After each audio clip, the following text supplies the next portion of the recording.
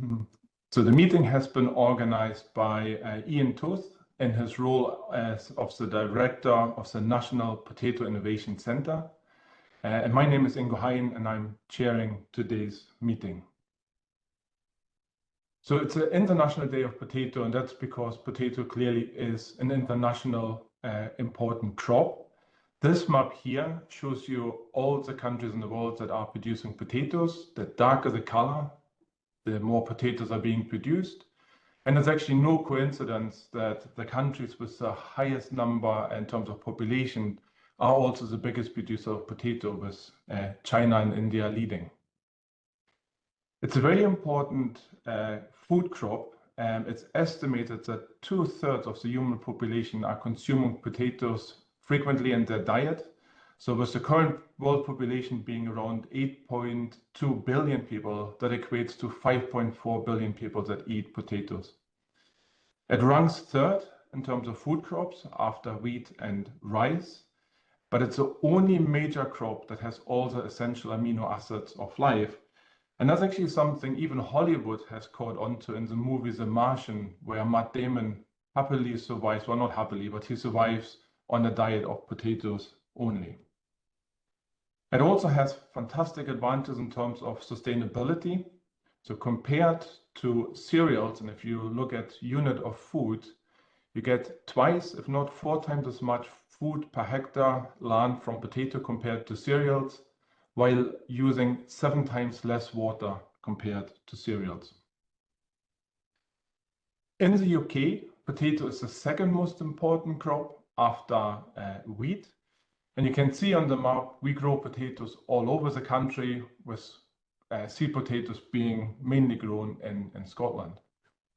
It's a very important crop for the UK economy. The total value, including upstream and downstream supply chain, amounts to up to £4.3 billion. The farm gate value is over £1 billion, and the exports almost £300 million. It's important for food security. However, if you look at the UK, the self-sufficiency actually has dropped from 100% in the 1970s to approximately 65% by 2023, and there are significant challenges for the industry. So Ian, again in his role as director of NPIC, has consulted with the industry. We had 3 stakeholder events, one in Dundee, one in York, and one in Cambridge. Engagement was with the wider industry and stakeholders. And basically these 5 points, climate and pest protection, sustainability, profitability, a shortage of skilled laborers, and the need for coordinated knowledge exchange, were at the top of the agenda at all of these events. So that's really what the industry is telling us. So the ambitions of the National Potato Innovation Center, and I said earlier on, Ian as the director for this center, is that we aim to provide a creative center of excellence to not only generate new varieties, but also management system, innovative new products from potato, and also train high-skilled jobs across the wider industry. And if you look at the UK, and I've actually included Chequers and Ireland in this list as well, so sorry for the slight overreach. We actually have really fantastic research capabilities all across the UK and Ireland. And the important thing is, through NPIC, we want to increase the collaboration. We want to coordinate research. Already we're doing this, but there's always room for improvement to really address the needs of industry. So there clearly is an appetite to learn about potatoes. So for this event here, we have over 170 participants looking at the sort of origin that goes from government to industry, retailers, stakeholders, researchers, and media. And similar events are taking place all across the globe at the moment. So it's a really great pleasure to introduce our speakers. Today we have a fantastic lineup, and I would like to thank all the speakers for giving up their time to present here today and also answer questions. So broadly, we're looking at potato production within the UK by the talk by Alex Godfrey. We're looking at the bigger picture as well, potatoes' place in the world and how it's changing, a presentation by Cedric Porter. Then we have two presentations looking at technologies that can enhance the breeding of new varieties. So Vanessa Young is going to give a presentation on breeding and Ewan Mullins on technology, including gene editing. And then we have two presentations where we are looking for controlling diseases, including aphids and late blight, and the presentations will be given by John Owens and David Cook. So without any further ado, I'm going to stop sharing and I invite Alex Godfrey to share his presentation. To give you a little bit of background for Alex, so Alex is the chair of GB Potatoes, and really sort of working on potatoes for quite some time. He is a director of his family run farming business in Lincolnshire, where he also grows potatoes amongst other crops. And the potato operations encompass both pre-packing, crisping, and seeds. He is also the former chairman of the National Farmers Union with a focus on Potato Forum. So in his presentation, Alex is going to give us an overview about the main opportunities and challenges for potato production, but he will also highlight the work that GB Potato is doing to support and represent the industry. So Alex, please introduce us to potato a bit more. Great. Thank you very much, Ingo, and happy International Potato Day to everybody. Good morning. I will start with a little bit of a recap of short history of GB Potatoes and what our reason for existence is for those of you who aren't familiar.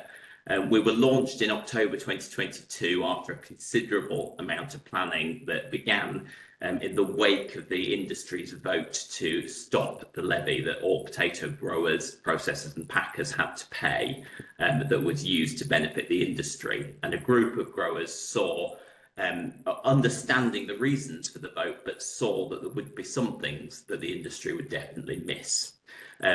So until 2024, Mark Taylor was our chair, but as was always planned, he stepped down just before Christmas, and I've been in post since then. August this year will mark the start of our 4th membership year, which I think shows that we do have the viability to continue as an organisation representing industry in Great Britain.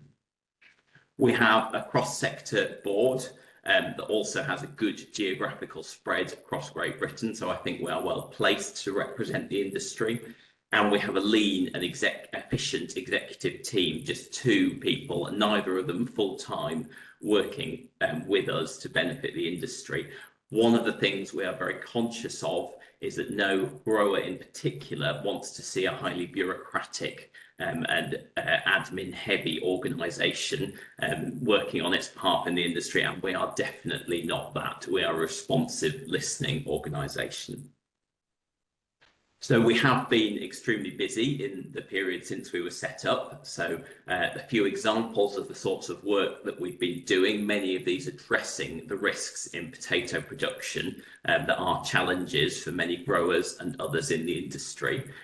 Jointly with CupGrow, we established the Great Britain PCN Forum to work across the industry and build knowledge exchange across PCN and improve performance. We're well aware that there's excellent work going on with PCN Action Scotland, but this broadens the work across GB. The most recent output of this work is a new PCN Grower Guide, which is a very comprehensive book, a guide that's been written by Matt Back and Kasia Dibble at Harper Adams. That was made available a couple of weeks ago to members of GB Potatoes and CupGrow. And yesterday it was followed with a shorter guide that is available to anybody in the industry that just summarises some of the key points from that guide. The National Virus Forum has been going for 7 years now in the wake of some challenges that the industry was facing in 2018-19. GB Potatoes has taken on the coordination and the running of that forum, and we are charged with carrying forward actions as decided by the forum. most recently to establish a technical working group to report on the gaps in research and knowledge exchange that exist in virus, with a view to providing a platform to improve performance, research, fill those research gaps, and improve knowledge exchange across the industry. We're also very busy engaging with government and all its agencies so they know who they can come to speak to when they want to talk to the potato industry. We have regular channels of communication into both DEFRA and the Scottish Government, and we also engage regularly with other industry organisations within the potato industry. We have a regular fortnightly meeting so that we can address risks, issues when they appear on the horizon and attempt to mitigate those on behalf of the industry. We also respond to press inquiries. Anybody knows they can be opportunities and they can be risks. So GB Potatoes is in a position to respond on behalf of the industry. Other examples of things we're doing to address, for example, the risk of ageing workforce succession in the industry. We are establishing a next generation forum to help educate, brief those joining the industry and give them an overview of what's going on, from research to production to growing to packing and processing. Also, particularly relevant to the risk of weather, which we can't actually change, unfortunately. We are investigating, and this is an ongoing piece of work, parametric insurance products that might be of assistance to growers or packers or processors in the UK to at least give them some kind of financial cushion in the event of extreme weather events. On top of that, our website, newsletters and news brief keep members and others in the industry informed, but we would like the communication to be both ways. We're always keen to hear from members about what we can do, including to mitigate risks to their business. I'm a grower in my day job, so I have an idea of what I know those risks and rewards are, but we need to hear from everybody. We're also representing different parts of the industry. So our seed consultation group has been established for nearly a year, working with others in the seed industry to address the issues and highlight them as they come up so we can communicate them to the relevant people. In addition, we have recently established a fresh sector consultation group. This stands in the shoes of where the Fresh Potato Suppliers Association used to be. That organisation was wound up earlier this year. GB Potatoes has taken on that mantle of representing the fresh supply chain, which are those who are supplying supermarkets, but also any other fresh supply. So we include fish and chip shops in that and are keen to speak to more businesses supplying fish and chip shops. One of the key and large pieces of work that we have been focusing on in recent months and in the last year is the residual levy fund. So probably most people who used to pay the levy will be aware that there was a sum of approximately £1.8 million that was held by AHDB. It belongs to the industry, but we had to find a route to make it available to the industry, in particular to address the risks of potato production and to try to access some additional rewards from it. We're very pleased that we, as GB Potatoes, have secured those funds to spend on behalf of the industry.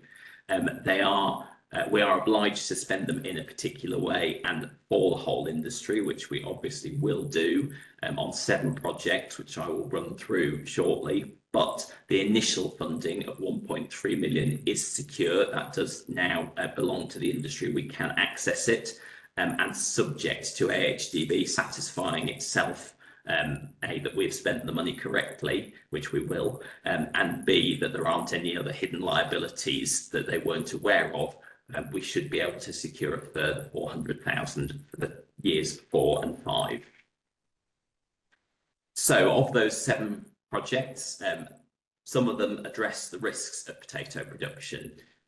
Top of my list here, although these are in no particular order, is potato blight, and I know David will speak more about the fight against blight, But we're really pleased that as GB Potatoes, through these residual levy funds, we are able to underpin and secure the future of Fight Against Blight in the medium term. And we're providing a significant chunk of its funding for 2025, and we will do the same for the next 2 years, although the amount does slightly reduce each year. In turn, it's not just blight that benefits from that. This reduces the expectation on other partners who have supported Fight Against Blight, and I'm hugely grateful that they have done. They've kept it going and they continue to give generously to it, but it does allow them to release funds to other projects that they feel are appropriate and will benefit the industry. Next 2 of the 7 projects are related. So aphid monitoring. So we have funding that was aimed at the continuation of the Yellow Water Trap project. There are a few conversations that need to happen still to make sure that can continue, and it may be that we have to do that in a slightly different way. So watch this space. There will be more announcements on that in the coming months. We've also primarily with virus in mind, but for other reasons as well, joined HCP, which is Horticultural Crop Protection, on behalf of the seed sector. And we are establishing a technical working group, which will meet for the first time next week, sorry, not next year. And their job will be to scan the horizon for products and advise us on which product it would be useful to have emergency approvals to enable the seed industry to mitigate the risk of virus, amongst other problems that they might otherwise face. The next project, and this is one that I frequently get feedback on, that people tell me we're working in a vacuum now. We don't know what the planted area of potatoes is. We don't have reliable figures on yields and certainly not on prices. I'm not sure, to be totally honest, what we can do on price, but we should be able to plug some of these gaps, particularly when it comes to planted area. I'll be honest and say we haven't made as much progress on this project as I would like us to have. At the moment, we are still considering our options, but we will come up with some project to make sure that we have better information within the GB industry. And a further 2 risks, CIPC, you'll be well aware that I hope that stores that have had CIPC used in historically need to have their products that's stored in them tested, because we have a temporary MRL in place at the moment. That temporary MRL is exactly what it says, temporary. We need to provide evidence to CRD in order to be able to retain a temporary MRL. So it's really important that we provide enough samples, enough testing to make sure that they have the evidence base to keep that temporary MRL there. In the event it were to be reduced to limited detection, there's a chance that a number of potato stores around the country may become unusable, and that's clearly a risk that we wish to avoid. We also then, on the next project, have a group working on updating the Nutrient Management Guide, RB209. There have been no updates to RB209, certainly as it relates to potatoes, since 2021, and we feel it's important that this guide is updated, so that work is well underway, and we hope to have some results from that in the coming months. Helping to access the rewards is a little bit harder, to be honest. It's easier to identify the risks, but a lot of the rewards are down to the market, and it's not something we can interfere in, certainly. However, one of the projects that we can access from the residual levy funds is reputational management. So this is both what I would describe as defensive. So in the event that there are negative stories about potatoes or risks highlighted, we can work to put out the appropriate evidence that argues against those risks, but also allows us to put some positive stories about potatoes a bit more proactively into relevant places. So that may be trade press, it may be national press, it may be social media, those sorts of places. And I'm pleased that we have made good progress on this. We have agreed to appoint a particular marketing agency. The contract is still in negotiation, so I'm not going to say the name of them now, but within the next couple of weeks, we should be able to announce who that is. And finally, I'm not sure how I'm doing for time. Hopefully I'm within it. But I couldn't end without a plea. So we only exist because of the support of our members. We're really pleased to have the residual levy funds, but they won't last forever. We cannot assume that everything will be all right because those funds will do what we need them to do. We still need everybody involved in the potato industry to join GB Potatoes so that we can have the voice that we know we deserve as an industry. Thank you very much. Thank you, Alex, for this fantastic overview of what you do at GB Potato. That was really, really fantastic. In the interest of time, we're going to have questions after all presentations have been concluded, and that also might answer some questions that the audience might have. So please bear with us. So without any further ado, I would like to introduce our next presenter, Cedric Porter, who is the editor of World Potato Markets. So World Potato Markets provides a weekly briefing on global potato production, trade and prices. And the information is read by potato professionals globally. And as Cedric was pointing out, it's from Perth to Peru and from Boise to Beijing. So really covers the global potato producing countries. Cedric regularly speaks to at potato events across the world, including our event here today. And he has been the director of Norfolk Potato Farm, the vice chair of Lincoln Environment and Farming, and is on the UK government's Trade and Agricultural Commissions. So in his presentation, Cedric will tell us a little bit about potato, how it's grown across the world, and actually how it's changing, which used to be predominantly Europe and North America, but now it's grown elsewhere, and what does it actually mean for the UK and beyond. Happy International Day, and thanks very much, Ingo, for introducing me.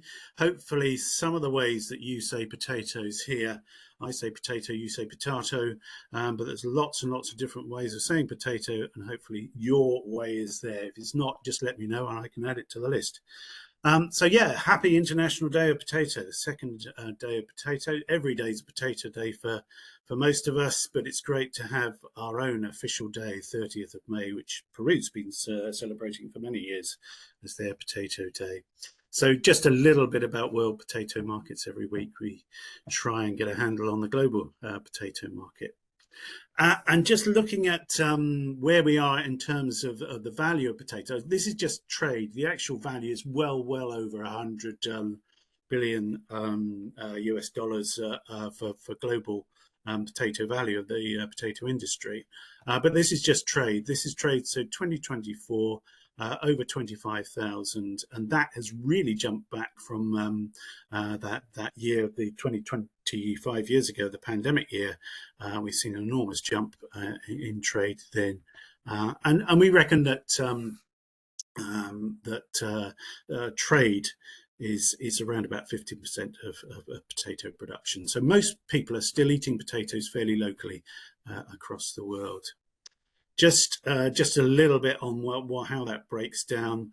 Frozen fry exports are the biggest, not quite in terms of volume, although in terms of equivalent, in terms of potato equivalents, they do sort of match fresh potato, they match fresh potato exports.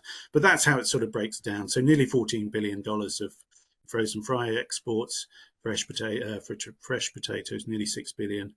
And so on and so on. Chips in this term is crisps.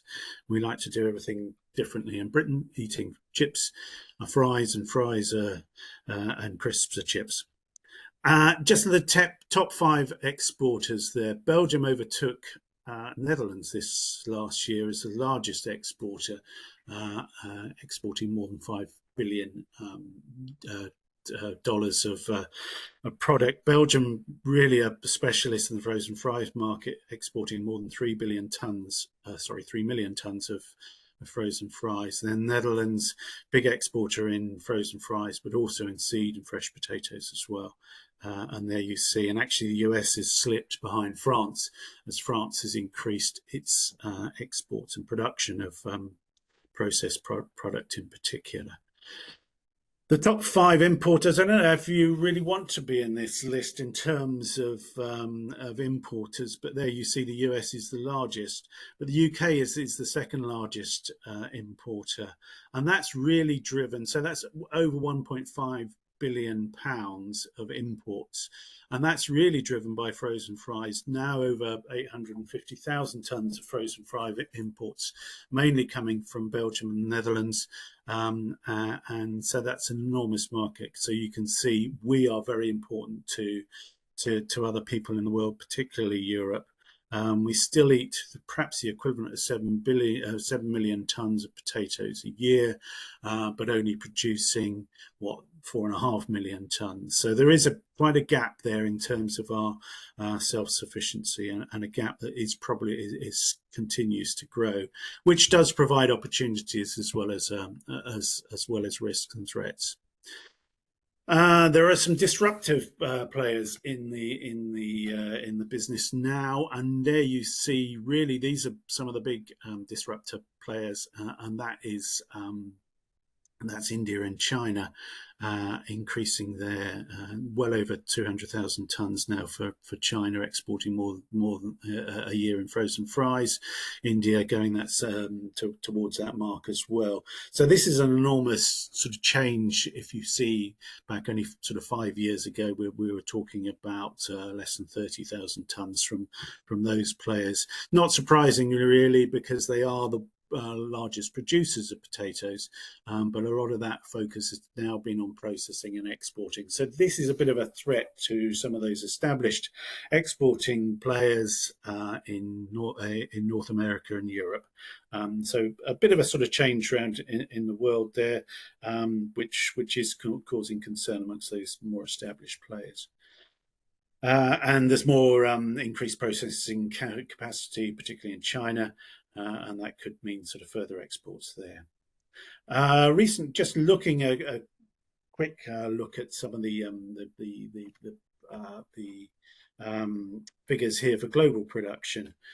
We're looking at productions up 4.5% in the last decade. To almost 400 million tons.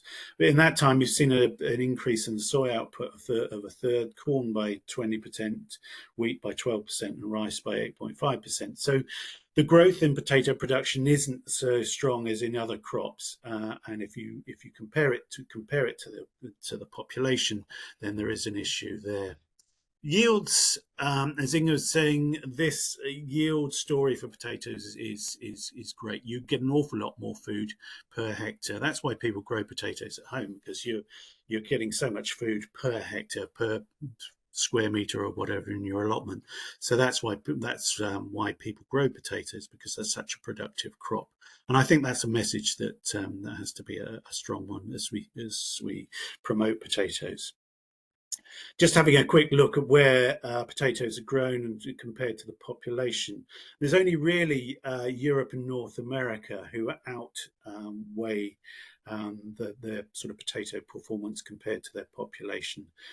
So Europe's got around about 10% of the world population, but it's about 25% of its potato production and 70% of its trade. But you see the real sort of potential in Asia and Africa in particular. 60% of the world population, 54% of the production in Asia, but really there you see in Africa 18% of the world population and 7% of the potato production. And if you consider that the population of Africa is growing at 3% a year, that's where the real sort of potential is for growing potatoes. And good to see that the World Potato Congress next year is going to be in Kenya, so a real good location for that. Just looking at the UK production has fallen by nearly 30% in the last decade. I think we're sort of predicting that output might edge up a little bit. Again, these are look back to that need for greater figures within the industry that Alex was saying. The 2024 and the 2025, these are DEFRA figures. Not really, we don't really know those for yet. Obviously 25, but 24 we're not certain of. But we're really thinking that 24 was the smallest crop on record, and 25 a little bit up, but perhaps not certainly not back to anywhere where we used to be producing. And it looks as though the value of potatoes in the 2024 was at a record at perhaps over 1.2 billion pounds. This is DEFRA figures, but we will wait to see those. But it has just edged over. So you're getting fewer potato growers, but the value is there. That probably will go down in the next season in 25 because of lower prices. Just to really sort of wrapping up, potatoes score very high nutritionally and a low environmental impact. I always like to show this slide because this is from Barilla. Barilla is one of the world's largest pasta producers, and they have a nutrition center, and their nutrition center really flags up the value of potatoes. So this left-hand food pyramid there, that's the nutritional value. So the lower you are in that pyramid, the better nutritionally it is. And you can see there in that sort of second layer, potatoes, as they call them, score very well in the nutritional element.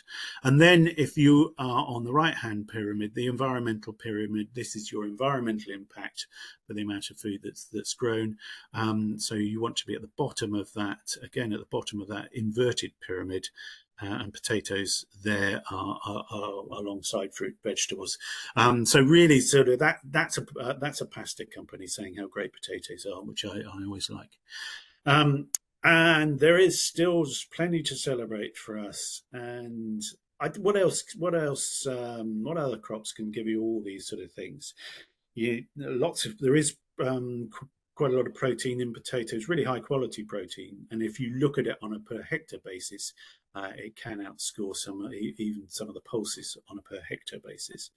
Amino acids we were talking about before, but all the vitamins, all the nutrients, fiber, good value, can be made into plastic. There's textiles. I know we had 5 last year talking about the cotton that they were making out of potato stalks.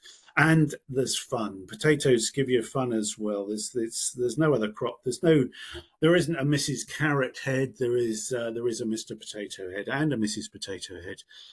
So we really do. We really do have the best all-round crop, I think, and that's Portugal's Miss Tata, who they use to promote their potatoes.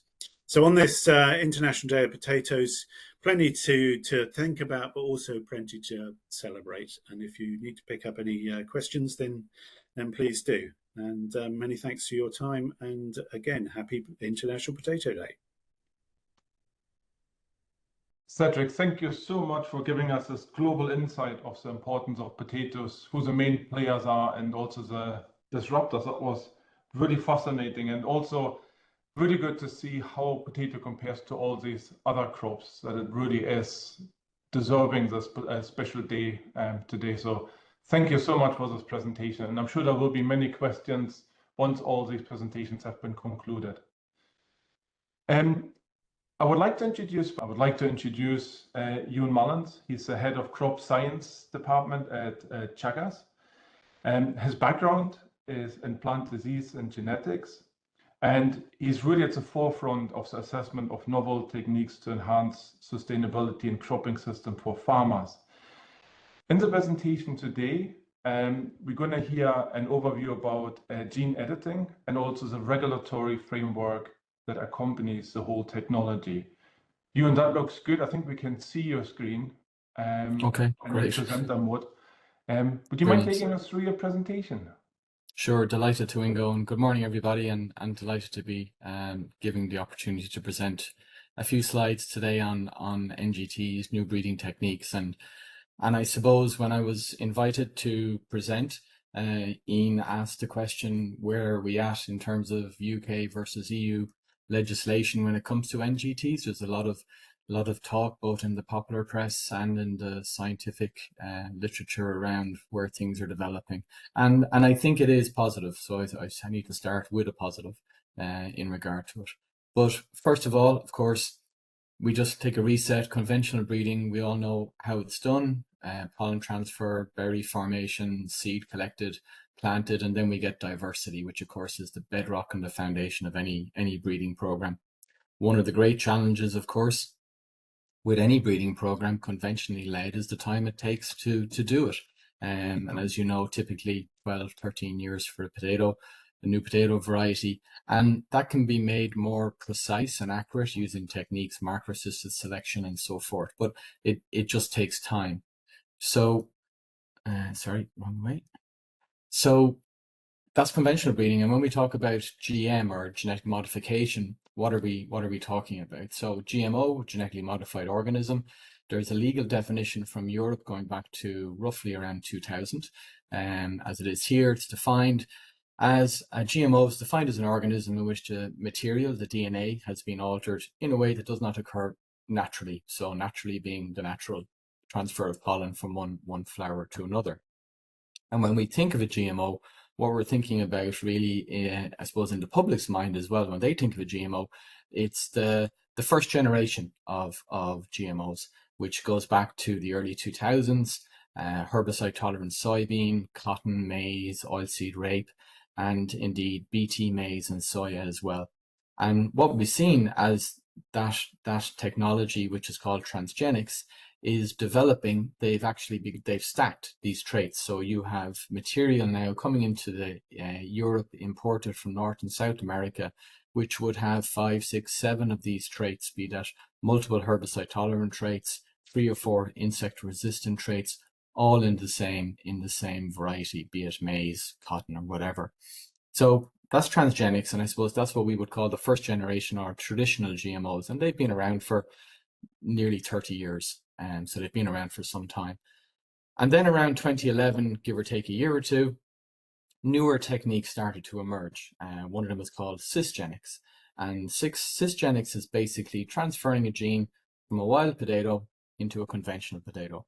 And transgenics that we just talked about is when you transfer a gene from one species or genus into another. So it's not going to happen naturally. So for those transgenics, genes were taken from soil bacteria and they were transferred into various different commercial commodity crops. So cisgenics is within the genus, and then you have gene editing, where you're not adding anything, you're just disrupting or editing what's already there.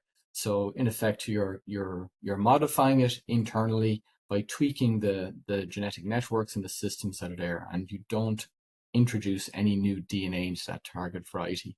And that really was the beginning of the separation in terms of, I suppose, first and second generation GMOs per se. And they're called, as I said, new genomic techniques. So there's a nice graphic. One of my students was very kind enough to put this together. So if we have a potato variety, we want to improve its agronomic trait. So what we want to do is we want to either interfere or disrupt a gene or genes that are already present in this variety. So say it's a top-end market variety, but we want to improve an agronomic trait, or indeed it could be a quality trait, a post-harvest trait sought by consumers or by processors. So gene editing is effectively using a molecular scissors, enzymes, to go in there and snip and cut individual genes. And when you cut the code, you disrupt it, you stop it. But gene editing has become extremely powerful. And not only can you disrupt the operation of a gene, its functionality, you can also turn that functionality up. So a bit like a dimmer switch on a light, you can turn it up or down as well. So an extremely powerful technique is what genome editing is. Cisgenics is where if you have a gene from, as I said, a wild potato, so for example, Solanum bulbocastum, and you want to transfer it into a mainstream commercial variety, you're just swapping that in, and you can put in 1, 2, 3, or 4 different cis genes in there, and that's called cisgenesis. And then transgenesis or transgenics is you're taking a gene from a soil bacteria, or in extreme case, golden rice is a great example, where they took genes from daffodil, to put it into rice to increase vitamin A production within that rice as well. So they're I suppose the three various different branches of when we talk about the umbrella of GM: genome editing, cisgenics, and transgenics.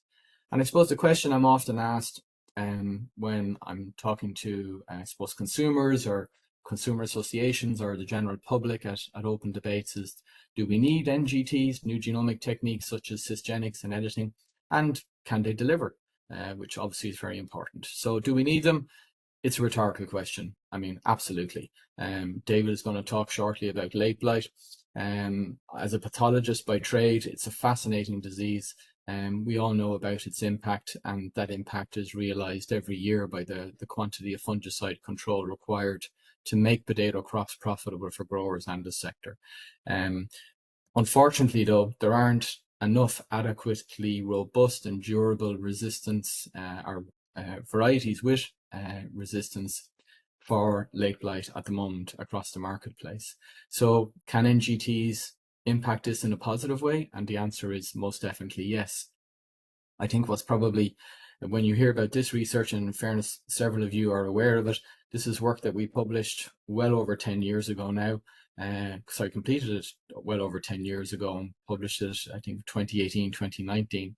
And this was an EU project called the Amiga project, and in partnership with Gert Gessel at Wageningen.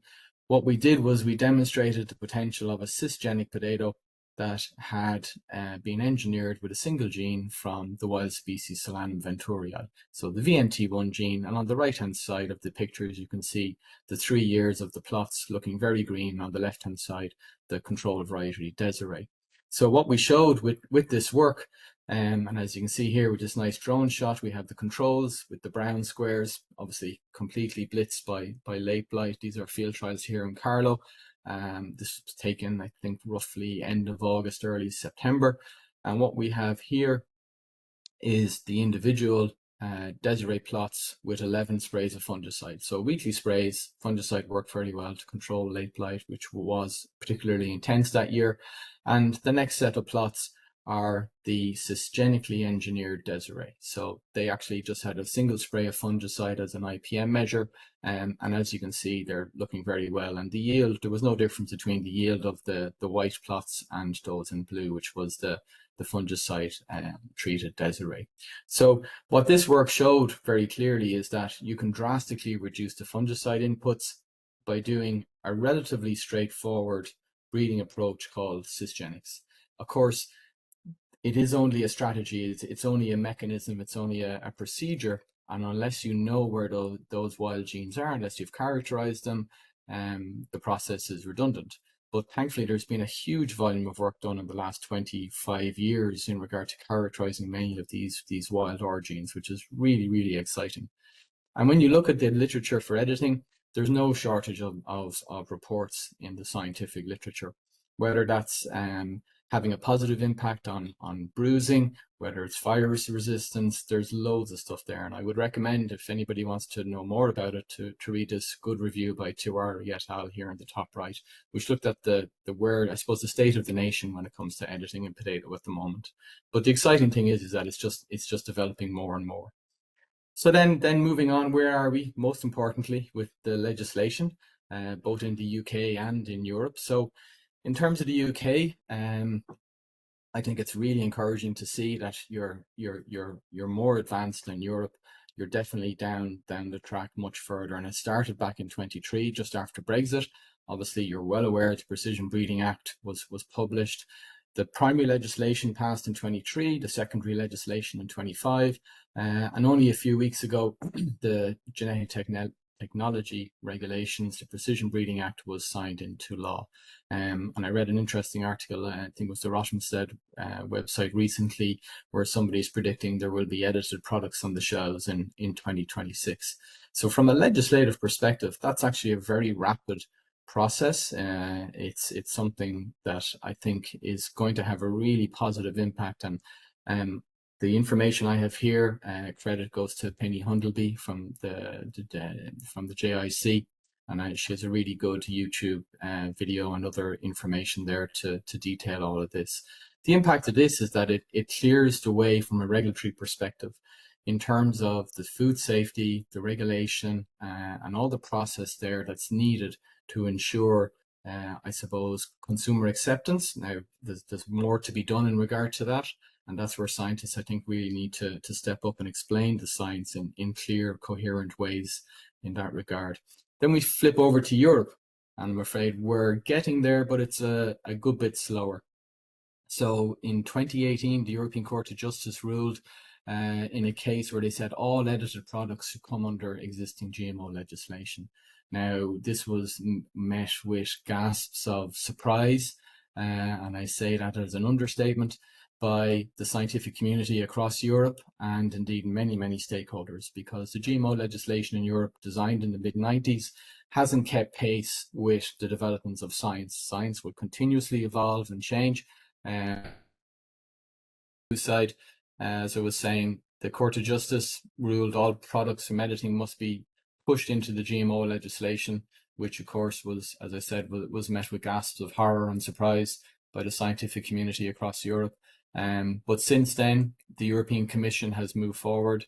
They started and initiated several research studies, and they also got EFSA, the European Food Safety Authority, to complete several scientific opinions. And with SAGE, which is the scientific advisory mechanism for the European Commission, the consensus was very clear that products developed through editing, or NGTs, sorry, that's both editing and cisgenics, do not place any greater risk to food safety or to environmental health than conventionally bred material. And all of these layers generated a weight of evidence that led to the Commission publishing a new proposal in July 23 on NGTs. This was approved by the Parliament in 24, by the Council in 25, and we're now at this second last stage, which is called trilogue, which is basically where the Commission, the Council and the Parliament align the individual texts and amendments with a view to creating a consensus document.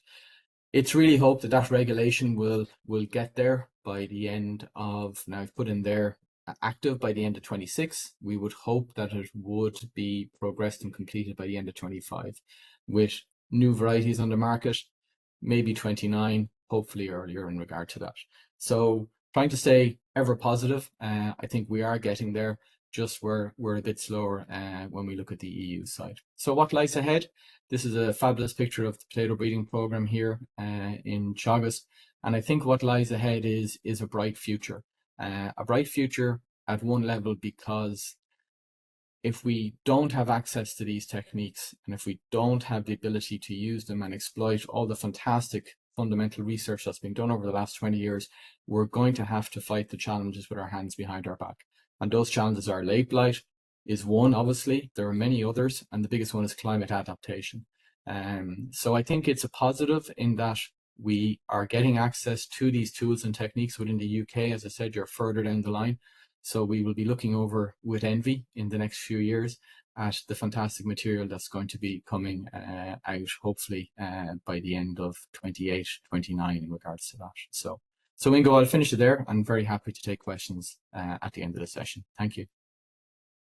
Thank you so much, Ewan, for taking us also through the whole difference between transgenics, cisgenics, and gene editing plants. I think that was a really nice explanation on what it actually means in terms of producing the crops.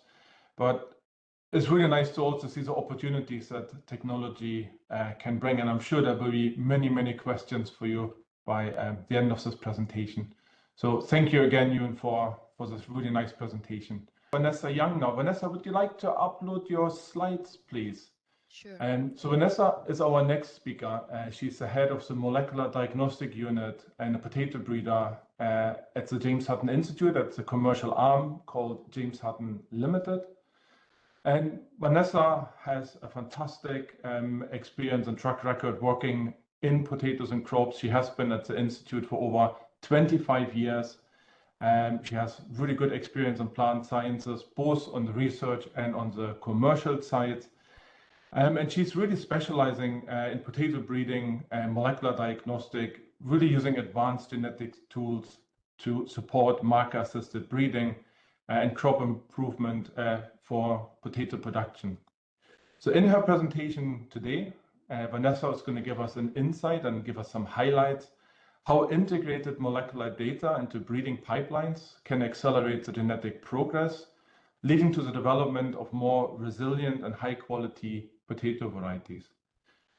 Vanessa, would you like taking us through your slides, please? So welcome everybody to the International Day of the Potato. My plan today is to give you a flavour of potato breeding at the Hutton and some background into the different tools we're using to help future-proof potatoes for a more sustainable and resilient future.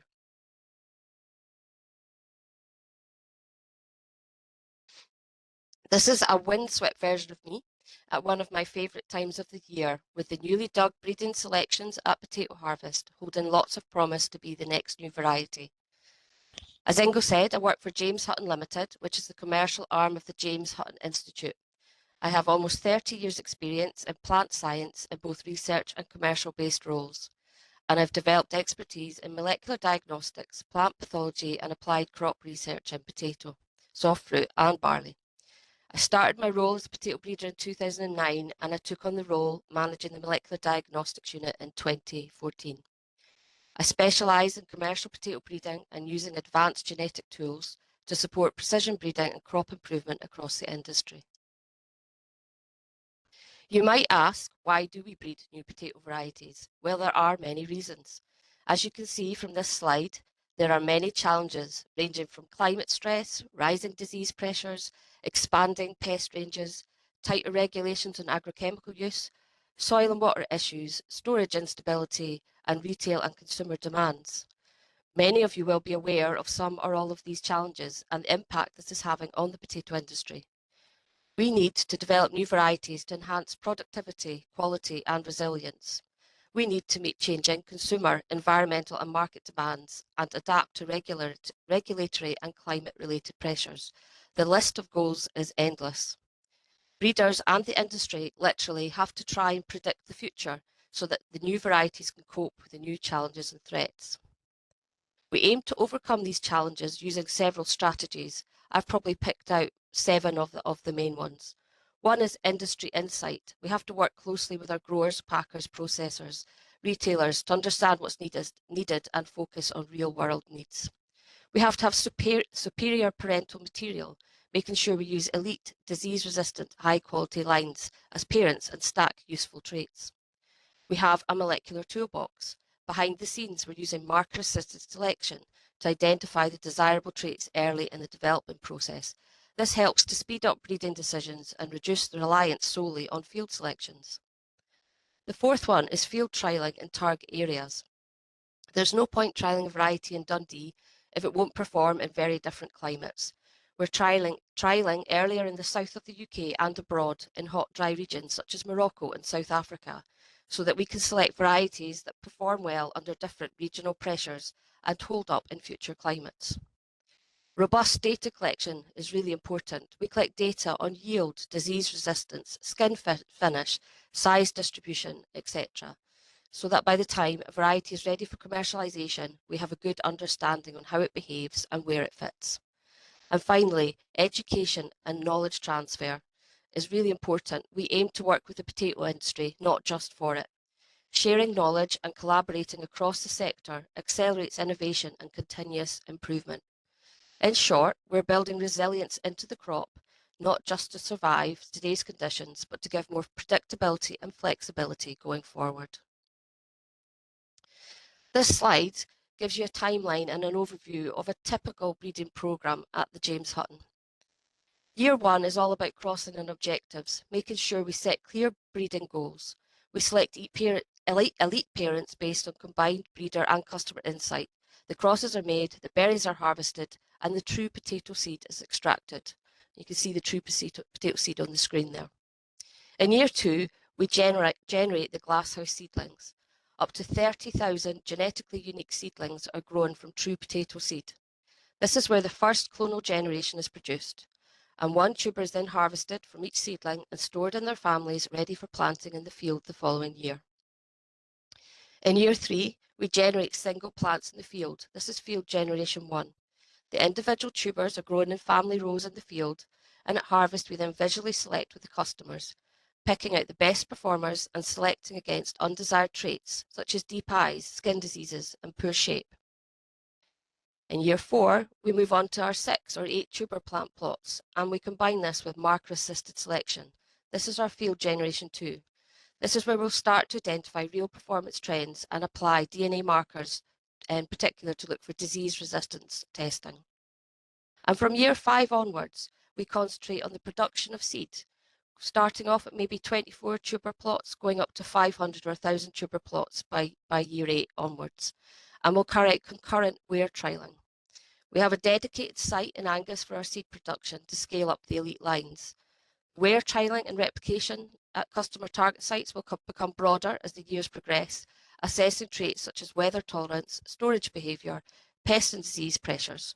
And from year 7 onwards, performance is tested on a commercial scale, and by year 8, only the top performing lines remain.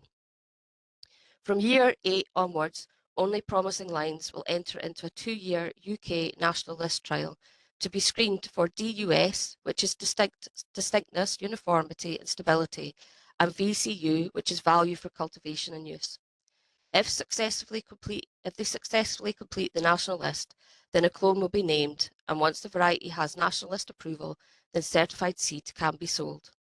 It's also important to protect the variety with plant variety rights to give legal protection, much like a patent, for new varieties that last for 30 years, and the breeders retain the rights and earn royalties to support future research and development. The James Hutton Institute in Dundee has a rich history in potato breeding. Since 1921, the Institute and its predecessors, the Scottish Plant Breeding Station and the Scottish Crop Research Institute, have developed over 110 commercial potato cultivars. Here are just a few of our well-known varieties that were bred at the Hutton. Jameson, a nice early, round, bright-skinned salad and table variety bred for Grampian growers. Lady Balfour, a blight-resistant variety for the organic market with really good storability, which is bred for Greenvale. We bred Anya, a niche variety with a nutty taste for the salad and gourmet market, which is now owned by Albert Bartlett, and Elland, a main crop variety for the table and French fry market that has good resistance and tolerance to PCN Globadira pallida and is owned by Signet. We have several UK potato breeding programmes targeting different aspects of the potato market. Our longest established programmes are with McCain and Greenvale, which were established in the early to mid-1990s. We also have a range of partnerships overseas, for example in South Africa, India, China and Japan. All our programmes are bespoke and all our material is ring-fenced within each programme. We have various models from 1-year programmes where we generate true potato seed and the customer does the subsequent variety development, but we will continue to provide additional support through consultation services and diagnostic tools. We also have extensive programmes where we contribute at all stages of the programme, right up to the national listing stage. As you saw previously from our breeding timeline, breeding potatoes is not the quickest process, but we always have a few tricks up our sleeve which help to make the process more targeted and efficient. Firstly, we have a parental improvement programme. We've developed a diverse set of bespoke parental germplasm tailored to various market needs, including lines that are duplex, carrying 2 copies of key genes. This significantly increases the likelihood of passing valuable traits onto the next generation. Using advanced tools like DRENSEC, which I'll touch on shortly, we can rapidly screen both our own breeding lines and third-party varieties. This ensures we're selecting the very best parents and combining them in the most effective way. The result is stronger, more reliable parental lines, purpose-built for priority traits and aligned to the needs of the key markets. We can apply speed breeding. We can accelerate variety development by growing multiple generations per year under controlled conditions with LED lights, enabling the rapid tuber production and fast-tracking our selections. We can do winter crossing, where we make genetic crosses outside the traditional growing season, effectively doubling the annual breeding progress. We apply marker-assisted selection. So we use molecular markers as genomic beacons to detect key traits like disease resistance and quality early in the breeding cycle. Marker-assisted selection enhances breeding precision and has been the key in improving both selections and parental germplasm by helping us to stack resistance genes. Coming soon, we have a high-throughput genotyping platform. Our new platform will enable rapid screening of tens of thousands of seedlings for multiple traits simultaneously, allowing even faster, more targeted early stage selection. And looking ahead, there are next generation breeding technologies out there that could be explored, such as genomic selection, hybrid breeding, and we just talked about gene editing and genetic modification. The Molecular Diagnostics Unit was established in 2014 to bridge the gap between research and real-world application, turning science into services and giving the Hutton a commercial edge. We centralise phenotypic and genotypic testing to support breeding programmes and offer tailored services to the wider crop industry. This includes traditional potato cyst nematode resistance screening, DNA fingerprinting for trueness to type, and CASP-based marker screening for key traits like late blight and potato cyst nematode resistance and quality attributes. Marker cyst selection is typically applied at the moment at field generation 2 and field generation 3 stages. The markers we use have been developed from within the resistance gene sequences, making them very robust and universally transferable to the global potato industry. Using real-time PCR technology, it allows us to identify resistance even in the absence of disease. From sampling, results can literally be turned around in a day, and we can test for multiple traits in one assay. We work closely with the James Hutton Institute researchers. They develop new markers and genotyping tools, and we validate and translate them into usable services for the industry. It's a genuinely collaborative two-way process. One of our key strengths at the Hutton is the close integration between research and breeding. We're in a unique position to draw on world-class scientific expertise and apply it directly to commercial breeding strategies.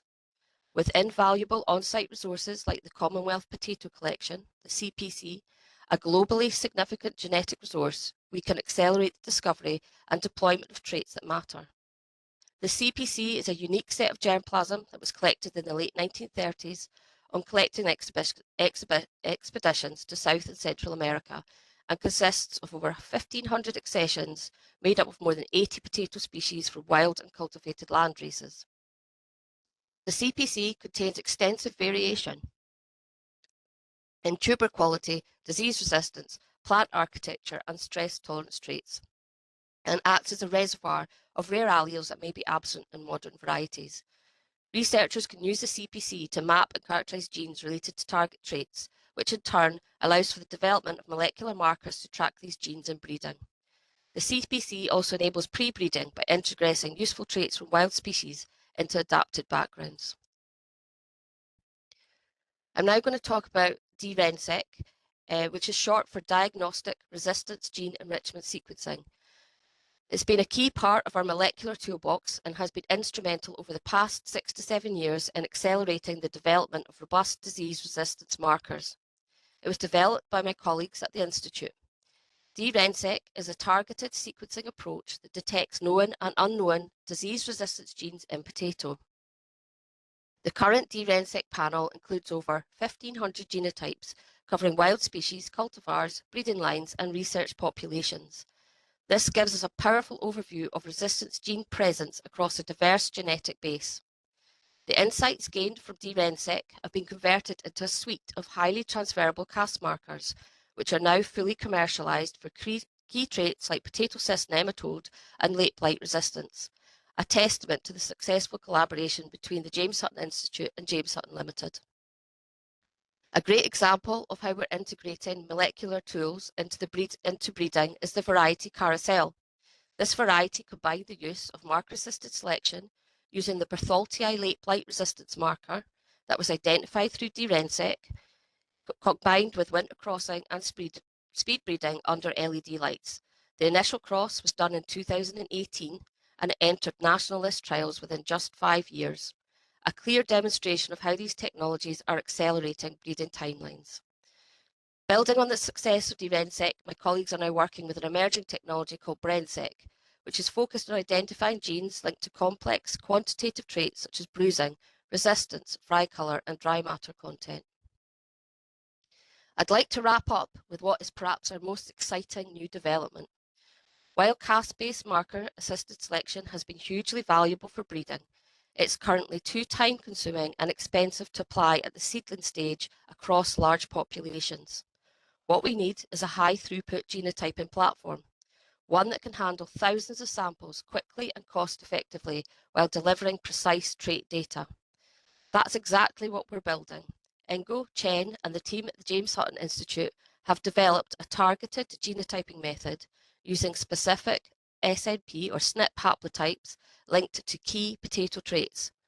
This simplified schematic shows the process from collating genes of interest, identifying haplotype gene variants, designing multiplex primers, collecting and extracting DNA, library preparation, next generation sequencing, and data analysis and interpretation. This technology will allow us to screen thousands of seedlings simultaneously with up to 1,000 or more SNP markers in a single run. Our goal is to scale up early generation seedling production dramatically, from say a typical program of 20,000 seedlings to over 200,000 seedlings. Using racking systems and LED lights, the early stage leaf sampling will feed into this new platform with DNA extraction robotics streamlining the workflow.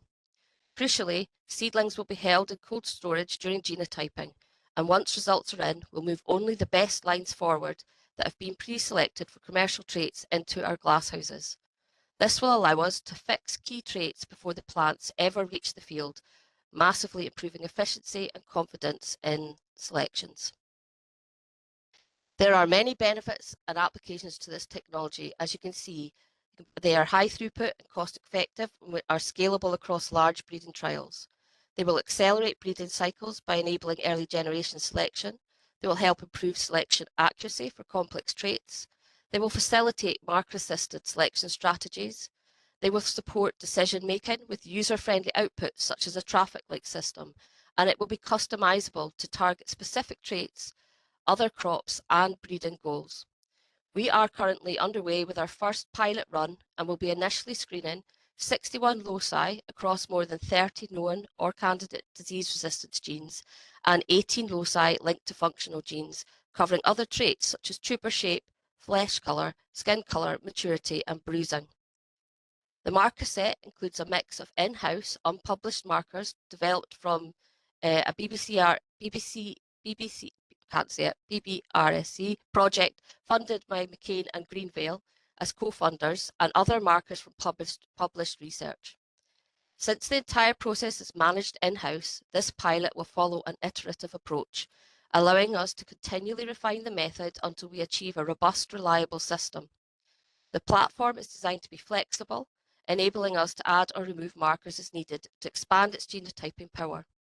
Crucially, this will be a two-way process. Breeders will provide feedback on the real-world value of the data, helping to align genotyping outputs with practical breeding decisions. I'd like to say thank you for joining me on this whistle-stop tour of potato breeding at the Hutton and how we're combining science and breeding to meet tomorrow's challenges. If you're interested in shaping what comes next, trialling new lines, identifying future priorities, or just asking what if, we'd love to hear from you. Just to say, this work doesn't happen in isolation. It's a collaboration between breeders, scientists, growers, processors, and policymakers. A huge thanks to the brilliant team behind this work at the James Hutton Limited, James Hutton Institute, and beyond for turning big challenges into real practical progress. Thanks for listening. Thank you, Vanessa, for this really nice whistle-stop tour of potato breeding. People have sort of compared potato breeding to herding cats, and it's really nice to see that there are tools coming along that help you in this process to generate new varieties quickly. And I like the phrase that you coined, science to service, because it also shows how research that's often seen as fundamental into genomes is, for example, translated. So that was really, really inspiring. Thank you, Vanessa. Thank you. I would like to invite John Owen to please upload his presentation while I introduce John. So John is a PhD student at Harper Adams University. He started off as a career in agriculture, horticulture, and the pharmaceutical industry. And I guess unlucky and lucky at the same time, he was made redundant, but it offered him an opportunity to return to the education and pursue a lifelong interest in entomology. So he's currently a second-year PhD student at Harper Adams, and the sponsorship comes from an initiative called the BBSRC CTP SAI, stands for Sustainable Agricultural Initiative. And it's actually a project that's driven by industry and academia together. So John is starting to share his presentation. In his presentation, John will give us an overview about the push-pull system for pest management strategies. The idea is to divert pests away from their target, so push them away towards trap areas where they can be easily controlled. So that's the pull. And that will, John will show us this for aphid controls in potatoes. Thank you for introducing me. As you said, I'm a second-year PhD student at Harper Adams University. The title of my PhD project is, To Me, To You, developing a push-pull system for the sustainable management of aphid pests in seed and ware potato crops. So the goal of the project is basically to try and apply a push-pull technique for the control of aphids in potatoes. As I'm sure most of you are aware, insecticide resistance and loss of active ingredients has made control of things like aphids increasingly challenging. And I've been asked to explore this push-pull system. So what is push-pull? Push-pull, or stimulo-deterrent diversion, is the correct term for it, is basically a pest management technique that's been applied quite successfully in a range of situations, both crop situations, for veterinary pests and medical pests. And it relies on understanding the behavioural cues that pests use to find their target. The push comes from surrounding the target with repellent stimuli, or stimuli that just basically mask the presence of the target so the pest can't find it.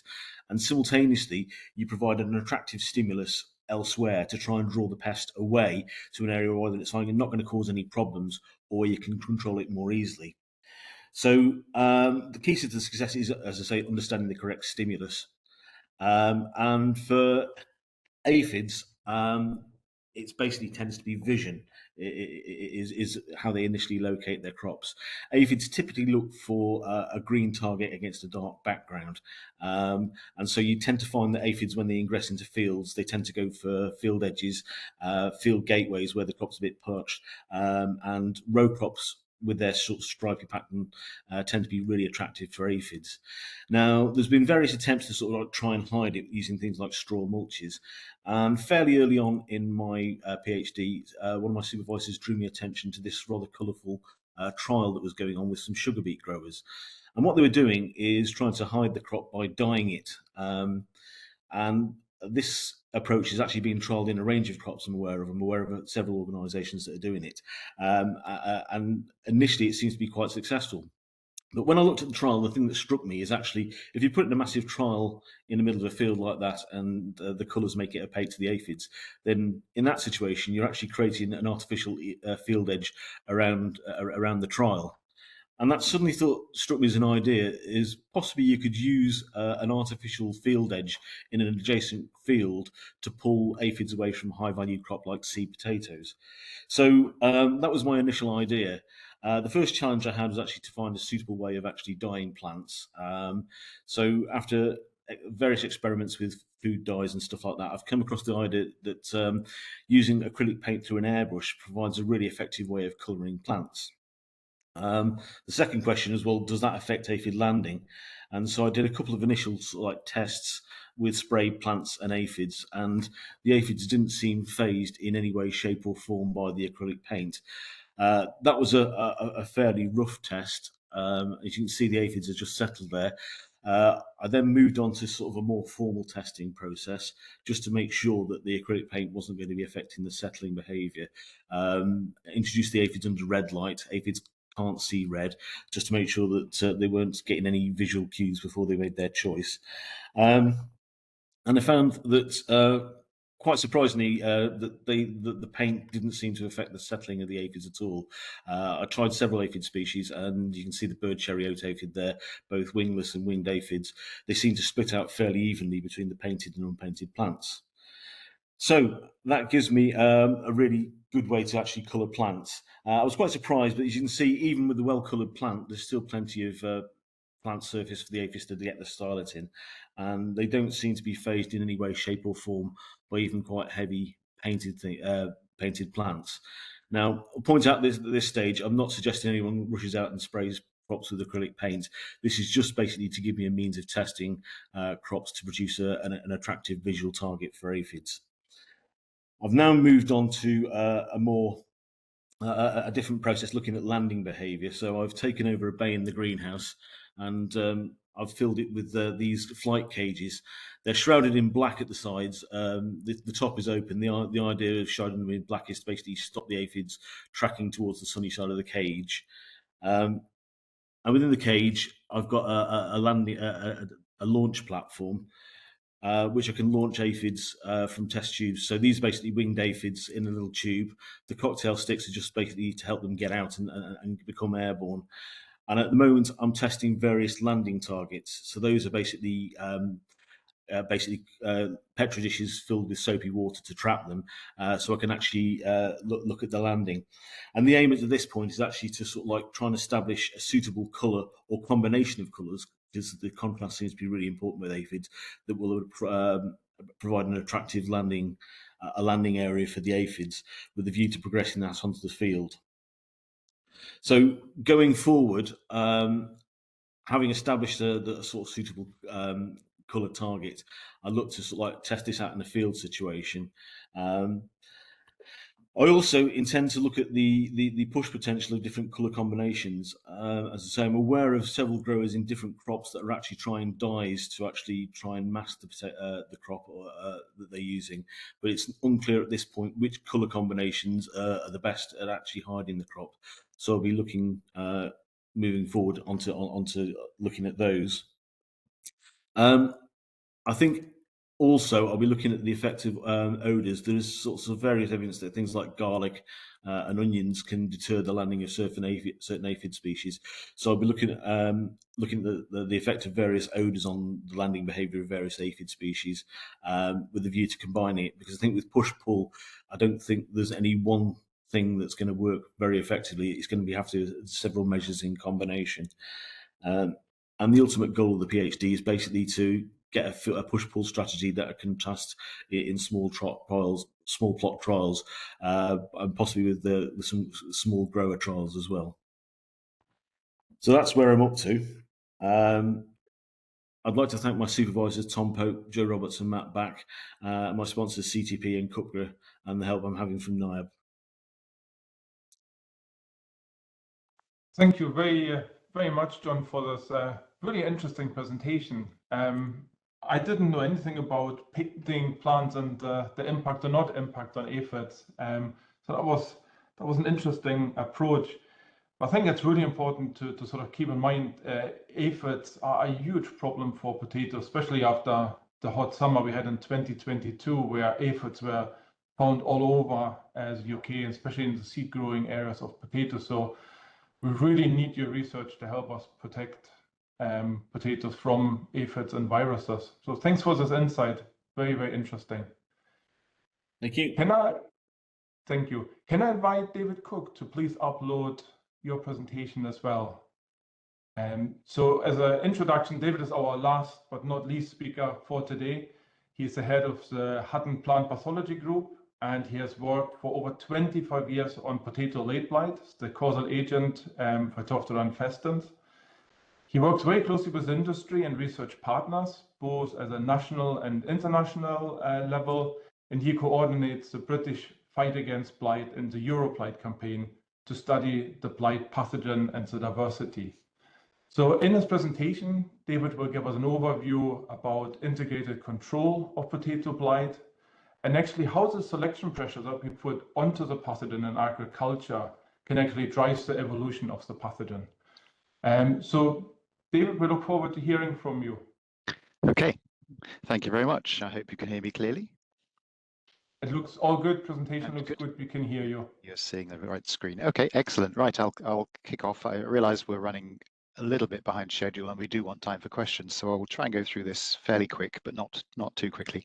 Thank you. It's a great pleasure to be here and present to you information about potato blight and the challenges that has for potato production, and that really is a global issue. So I'm presenting work from myself and my colleagues, Alison Lees, James, Beatrix, and Jamie here, and the Euroblight Consortium as well, principally Jens Hansen and Geert Kessel. So this is an international presentation on the International Day of Potatoes. And right, potato late blight. I mean, it probably needs not an awful lot of introduction. It is one of the greatest challenges for growing potatoes, and I want to stress briefly here why that is. Anyone who's witnessed and experienced potato blight in the field will have seen how explosive epidemics can be. And some calculations here, it's slightly back of an envelope, but it's an underestimate as well. But we're looking at about 1.5 billion spores per hectare produced a week when you've only got 1% disease severity across a field.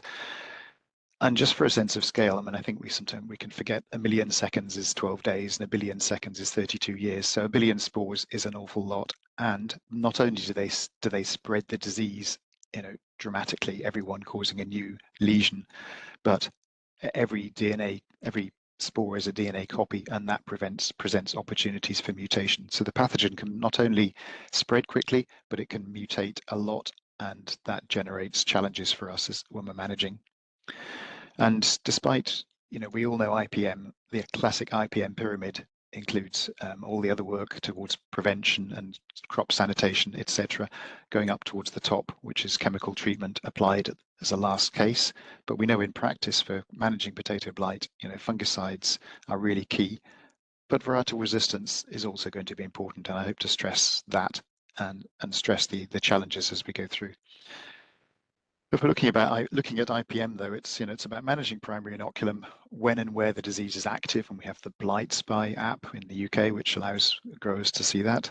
The effectiveness of the host resistance. We've had a nice introduction on novel ways of getting blight resistance, for example, from Ewan, and I really look forward to these new exciting days of engineered resistance for blight, which is going to give us new tools.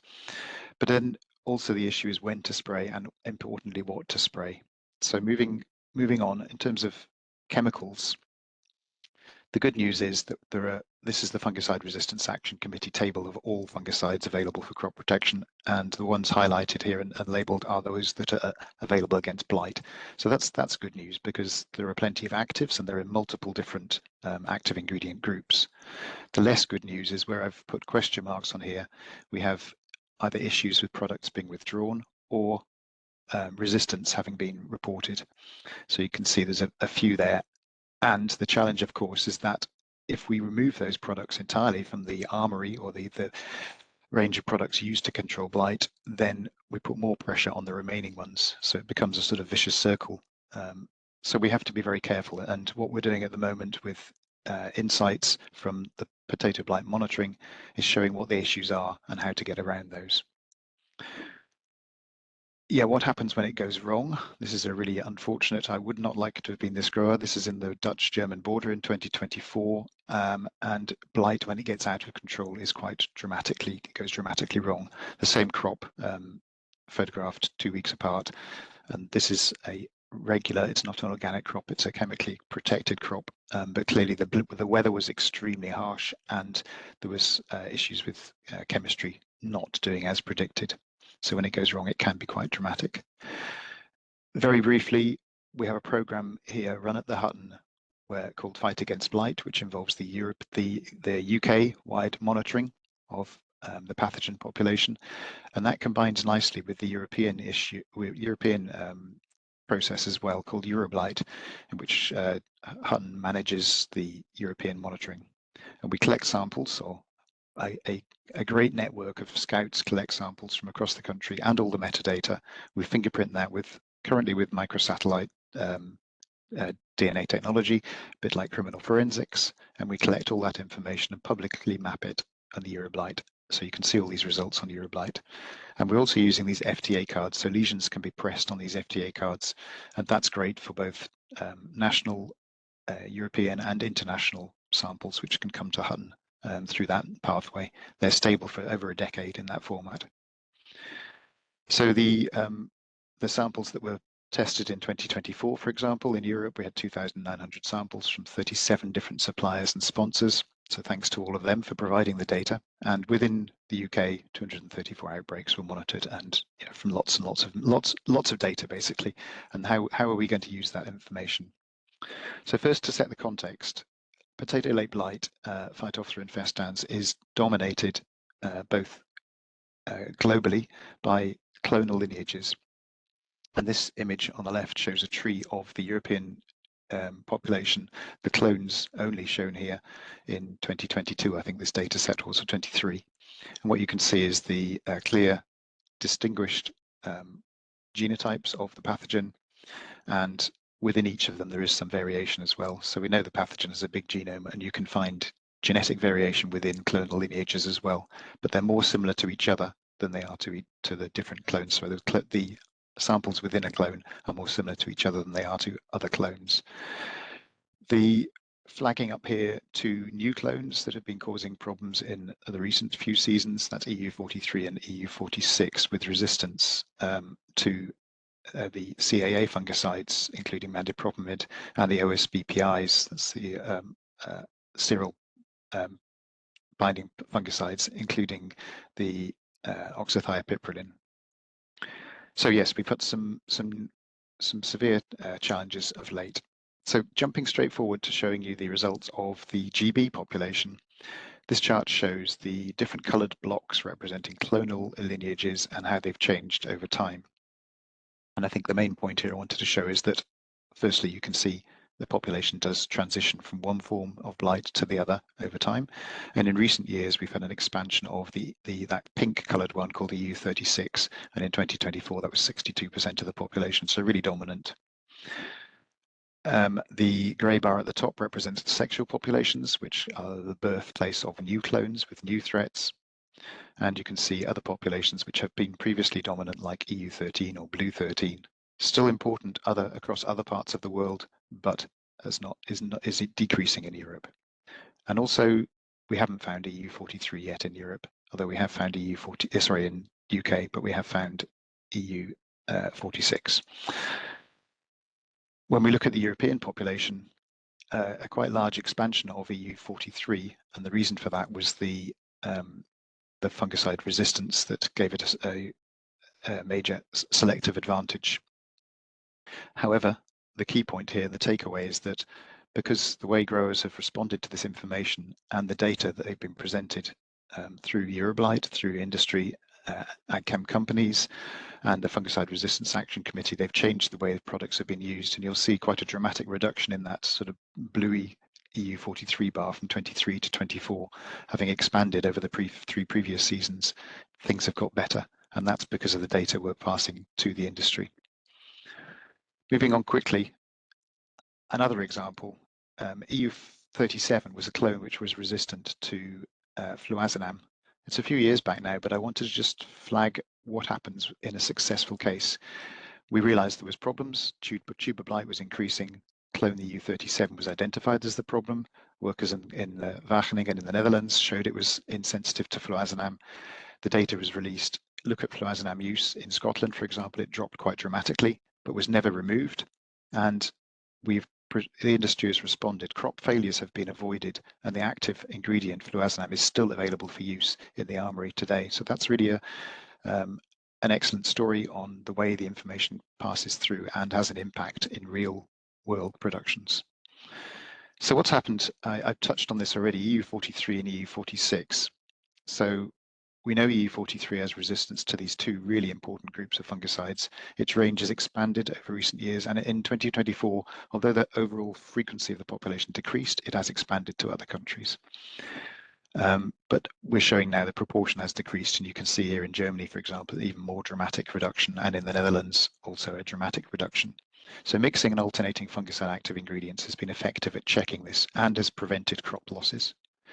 EU46, we know it's resistant to the OSBPI group of fungicides. It's expanded range this year as well. It's spread to the UK, for example, but its proportion is stable or increasing in some areas. So that's one to keep an eye on. EU36, I'm not going to give an awful lot of information about this. It's aggressive. There is a couple of reports of fungicide resistance, and it has been reported to overcome cultivar resistance. So that's something we're having to keep an eye on. But it's still a big issue and difficult to challenge.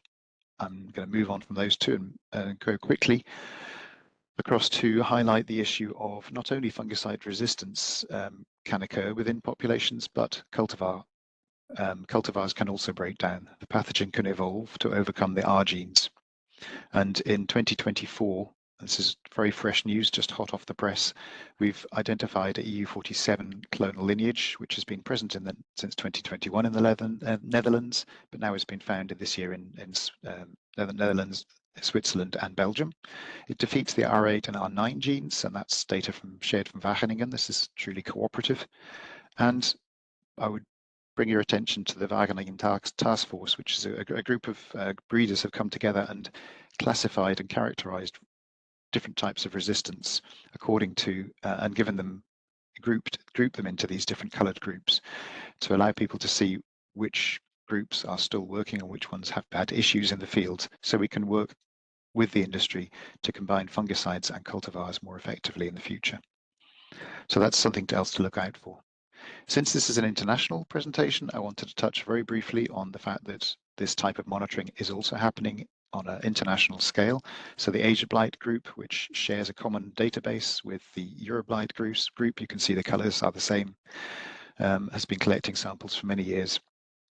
And many clones are shared with Europe. So there's unfortunately been an export from Europe in this case, but some others are the old clonal lineages which were previously present in Europe.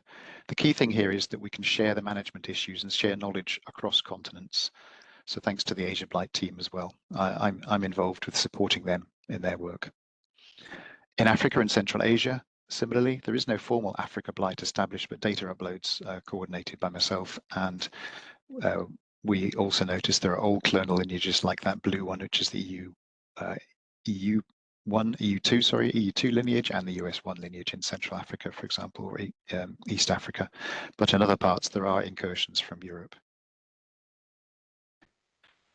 This is summarizing an awful lot of information, and all I wanted to take home from this, given the time we have, is that within some clonal lineages, there is resistance to some fungicide active ingredients. So industry needs to be very careful about the way it's using, or the growers need to be careful. Industry provides advice on how to use these products in a more robust program. And that involves alternating between active ingredients and mixing. In many cases in Europe, we've been mixing active ingredients. So it's put the intensity of applications up, but it has resulted in suppressing these challenging populations. So it's overall good news. Sorry, there isn't time to go into much detail here. We're also looking at DNA fingerprinting of fungicide resistance genes. In some cases, we know the mutations, and we're tracking those in the field as well. Moving quickly on though, one of the key things in all this work is to communicate to industry, and I think we've been quite effective in that. You can see some examples here. And moving on to some conclusions.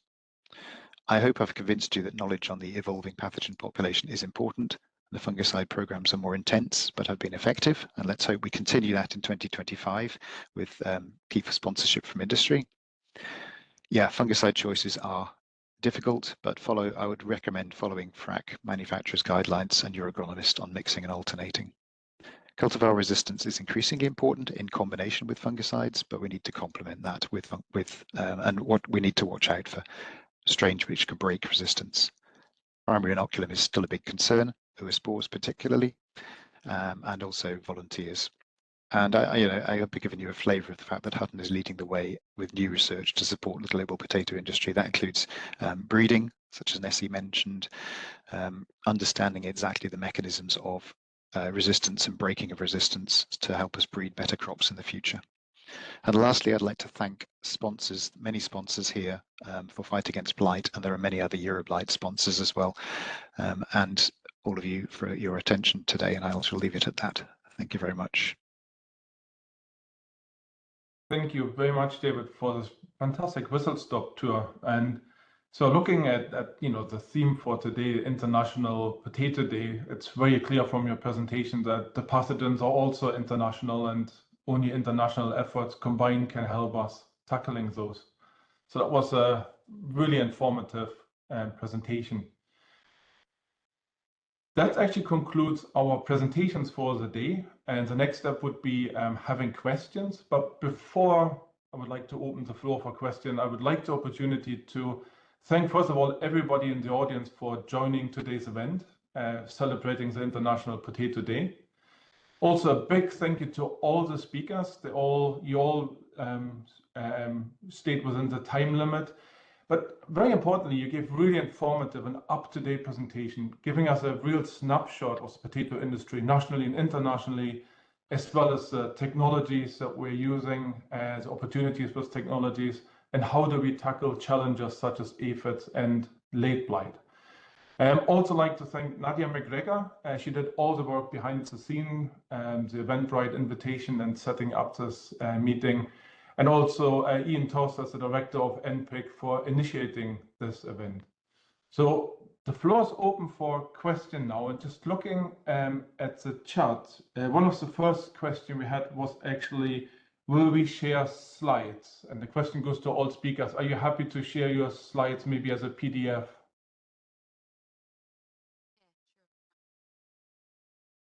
Yeah, everybody seems quite happy. So yeah, I suggest what we do, we collate all the presentations as a PDF, and I don't know, Nadia, would you be the best person if we send them to you and you would distribute them where people want them, or send them out to the audience?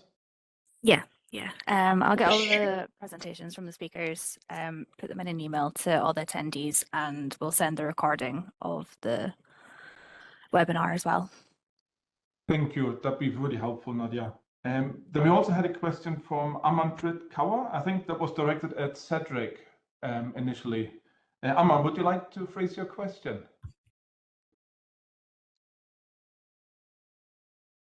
Don't know if Aman can hear us. I think the question was related to the decline of potato production in the UK in 2023, and if we have any insight as to what might have happened that sort of caused this decline. Yeah, I think, I mean, there's been a general pressure on production for many years now. And I think you're seeing sort of consolidation, fewer growers, perhaps bigger growers, perhaps who can invest and really focus on growing potatoes.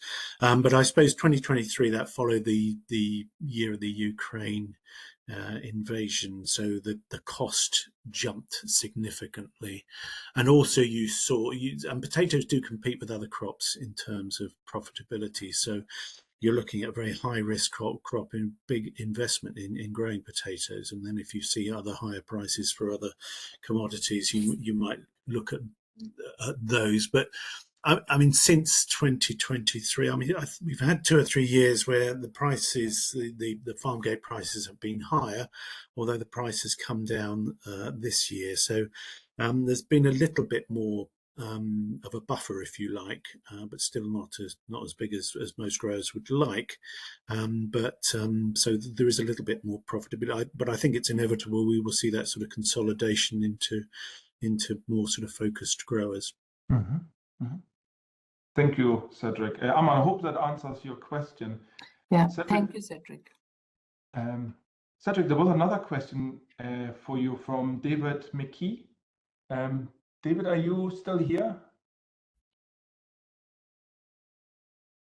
So the question, the paraphrase was basically, what will be the impact, or what do you think will be the impact of climate change on potato production, but also how will it impact on prices? Do we see actually any evidence there already?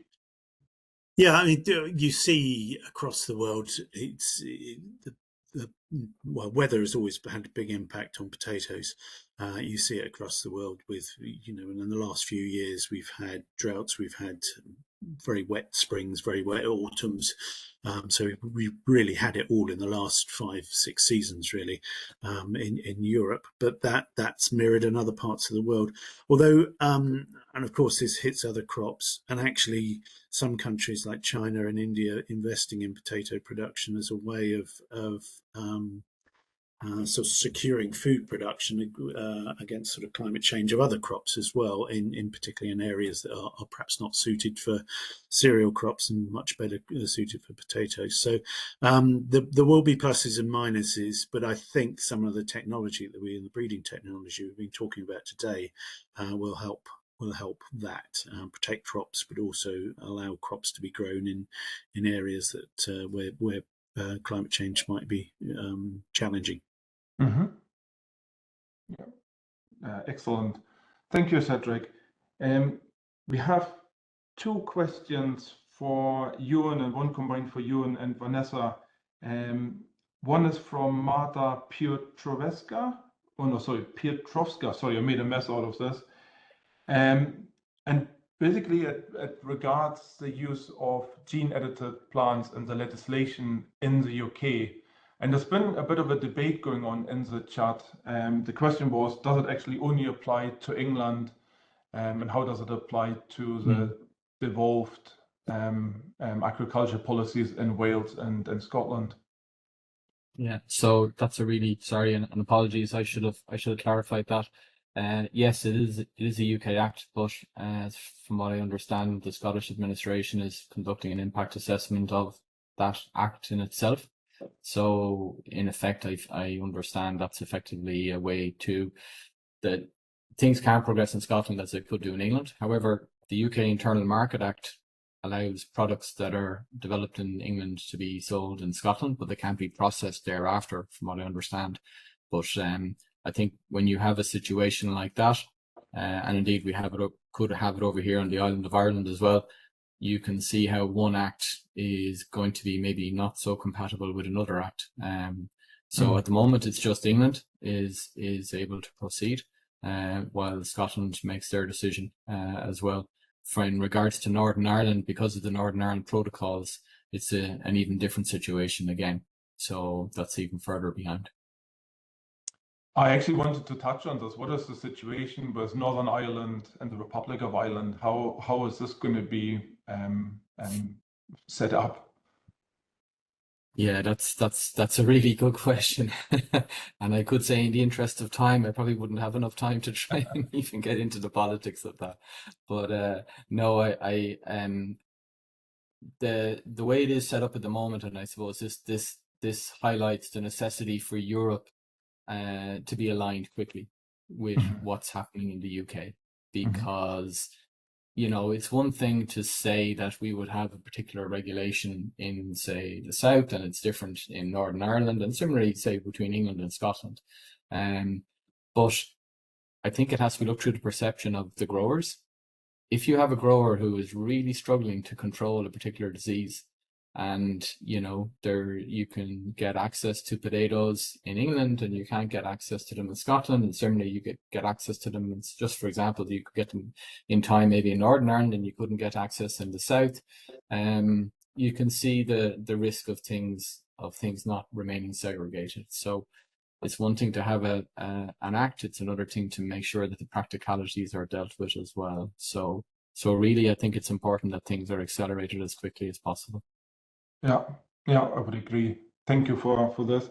There's actually an interesting question coming from Craig Chisholm, and that's actually directed at both Ewan and Vanessa. And the question is, what is the appetite for developing new varieties versus using NGT to improve the resilience and productivity in varieties? I don't know who wants to take this first. I'll let Vanessa go first on that one. Let me just have a look at it again. What's the appetite for developing new varieties versus using next generation technology to improve resilience and productivity in varieties with an established following? I think the appetite is there. I think what Ewan was saying about the issues with legislation and that is going to cause issues with things like genetic modification and gene editing. But obviously there's work undergoing at the Institute as well, working on these technologies. So I think that, yeah, I think the appetite is there, but I think we need to, at the moment, continue using the technologies that are available to us that we can use to develop new varieties. That's what I would say. Yeah, and I'd agree with that. I mean, there's no magic bullet, and NGTs are just another bunch of maybe silver bullets on top of all the other techniques that we heard about this morning. So I think the idea is to integrate them all, case by case for certain things. I think we know over here growers would grow them in the morning, and we've known this for 10 years when we did grower surveys way back in the early 2010s. In terms of the public perception, as part of that Amiga project, what we saw was that actually there would be pretty strong, well, actually not pretty strong, there was strong acceptance when the story is told in the context of current potatoes require a very large fungicide load. If you go into a public debate and you start to tell people, trust us, you should grow this material, it'll be great, that's not going to work. However, if you go into a conversation with consumers and you explain that due to the threat of things that David pointed out, late blight, require a large fungicide load, the consumers immediately, as a collective, want to know what are the alternatives. So everything has to be framed in a specific context. Yeah, and I think it's a really good point as well to move away from this magic bullet. I think it's really as combining all technologies at hand. So really nice answer. There was a question for Vanessa from Urus Ostojic. Urus, would you like to frame the question? The question was related. Yeah, sure. Yeah, yeah, please. can you hear me? Yeah, we do. Thank you. Yeah, I was wondering when you use the marker-assisted selection, are you needing to sequence the genome? I take it you don't need to do that at that stage. So at field generation 2, we do screen probably a few thousand lines a year. No, we're not screening the entire genome. So we use these targeted SNP markers and CASP assays. These markers are linked to specific disease resistance genes. So that's the main markers we use at the moment. And they will then, using just that one marker, we can identify which lines have the desirable disease resistance genes. Moving forward, when we start to implement this new genotyping platform, then we will be able to screen one line with up to potentially 1,000 different trait markers. These will be targeted markers, but they will be spread throughout the potato genome and will be extremely informative, if that answers your question. Yeah, thank you very much. There was a follow-up question from Misha as well about the time savings with the marker-assisted breeding and speed breeding versus conventional breeding. Sure. So what I would say is a lot of the techniques I discussed in my talk can actually all be sort of classed as speed breeding. It's not just about growing potatoes under LEDs, but in our current breeding program, using techniques such as marker-assisted selection, LEDs and winter crossing, I would say compared to a truly conventional program, we're probably shaving off 2 or 3 years from that program. But also the whole timeline for breeding, it also depends on how quickly a customer wants to put a line forward for national listing. So if there's something they're really keen on, then that could speed up the process as well. Does that answer your question, Misha? Yeah, it does. Thank you. There's one very quick question again to Vanessa before we then move on. That's from Jackson Manyenya. The question is, are you also looking breeding against sprouting? So I guess dormancy. Okay, so what I'll say is we've developed varieties that actually cover both ends of that extreme. So we've produced varieties that store well for long periods without sprouting, and varieties that also have very short dormancy. So varieties that sprout really early have been very useful, for example, in sub-Saharan Africa, where they may have 2 or 3 growing seasons per year, and they'll need tubers to sprout really quickly for planting. And then at the other end of the scale, we may have, for example, packers and processors in the UK, where they need varieties to have really good storage traits and long dormancy. At the moment, we don't have any specific molecular markers for this, and sprouting and dormancy is controlled by multiple genes. But what we'll rely on is looking at how well our breeding lines perform during storage, and rely on the feedback from our customers who will be storing our breeding material in their targeted stores. Does that answer your question? Thank you, Vanessa. I think if it's okay, we move on. There's been 2 questions for John. One is from Aman Preet Kawa and one is from Andy Evans, and they're actually somewhat related. So Aman's question was, would it be feasible to actually spray huge areas of croplands to sort of prevent the landing? And the question from Andy is basically, could we use naturally colored plants? Would they also work in the pool for aphids? Yeah, I mean, I think they're both possible. I mean, at the moment, I'm aware of growers experimenting with various sort of dye stuffs to try and do that. Whether it's practical or not, I think that obviously depends on the individual systems and actually having a suitable product. And so at the moment, what people are using in small areas, sort of things like fabric dyes and stuff like that. I think if it was to go forward to a sort of commercial application, something specific would have to be designed. So from what I'm trying from the attractive point of view, I'm not anticipating spraying large areas, possibly a couple of stripes in an adjacent field that would pull the aphids away from the main crop, combined with a sort of maybe a straw mulch or possibly even again a dye. But yeah, I mean, it's feasible. But I say at the moment we're sort of very much in the sort of like proof of concept kind of stage, really. Mm-hmm. I don't know if that answers the question. Yep. Thank you, John. That answers it. Thank you. Thank you. But as I know it is being trialled in a range of crops at the moment, and the initial results look encouraging. Excellent. That's really good. Yeah. Thank you. We move on to the question for David, if that's okay.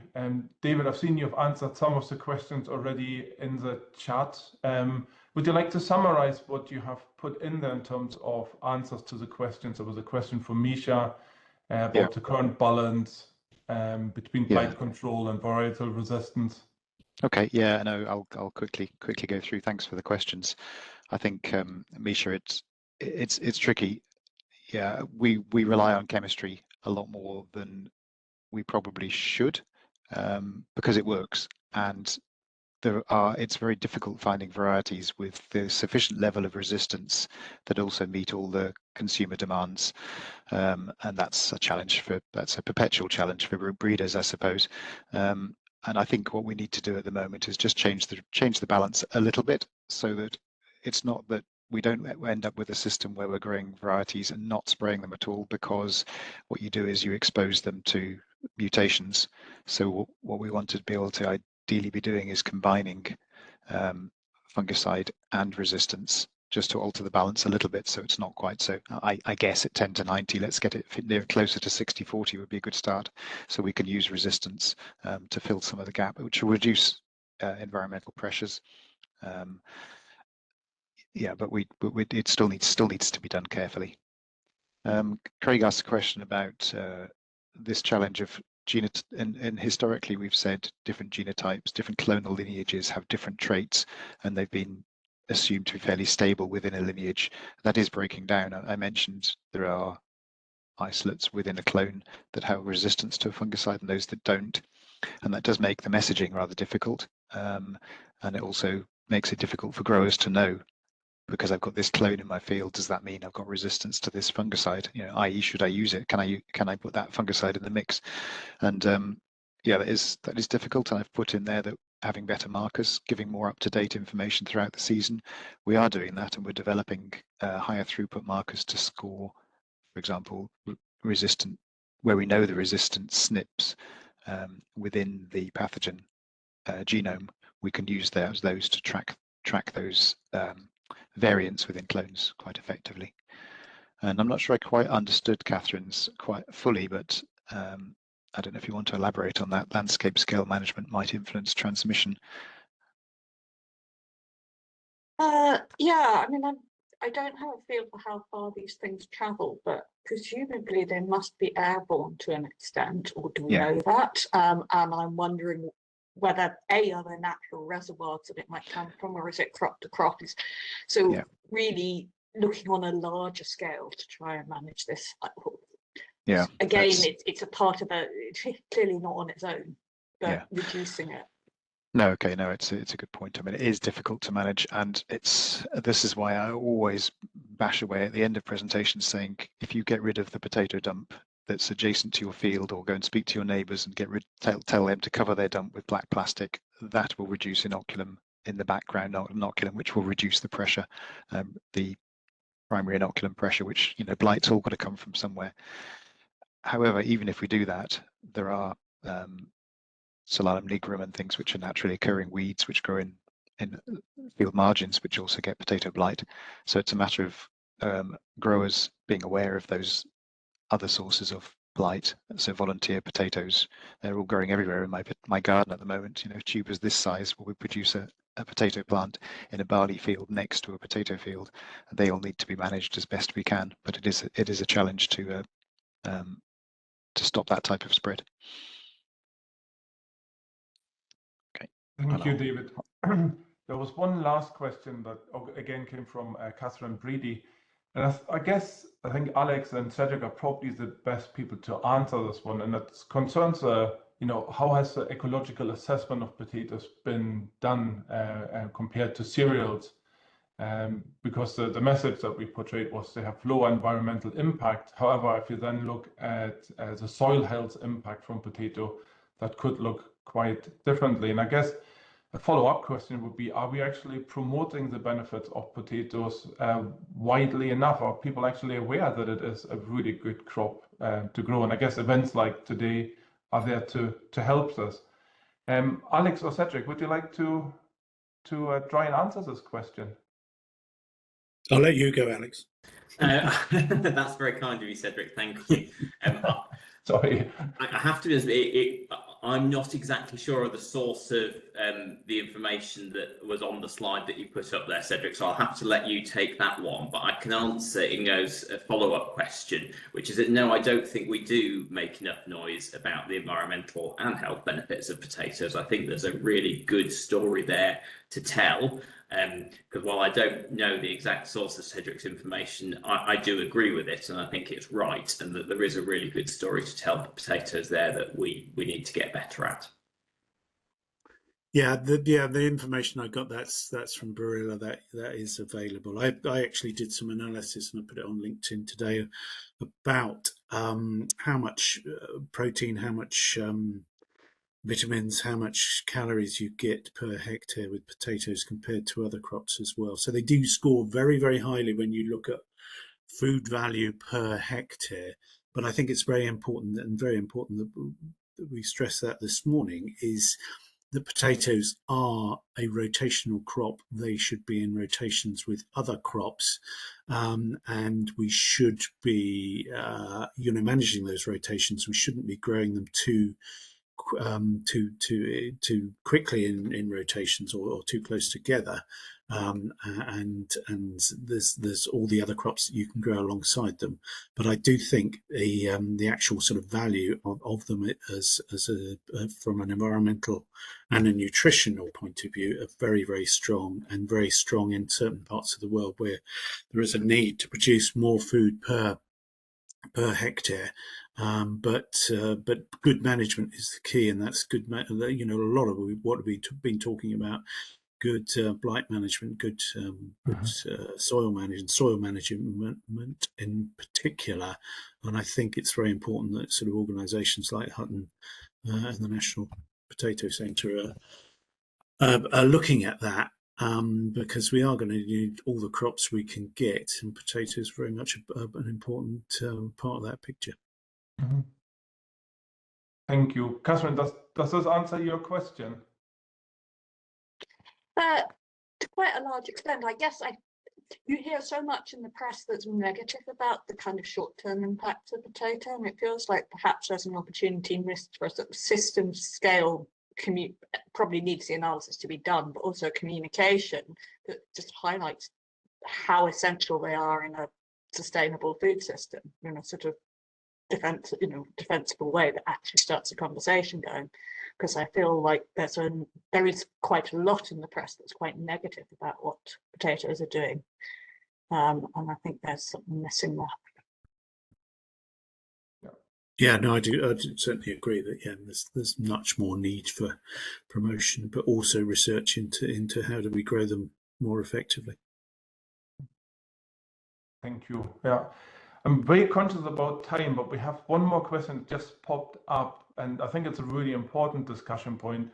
It's addressed to you, but I think it probably goes a bit broader as well, and probably involves policy as well.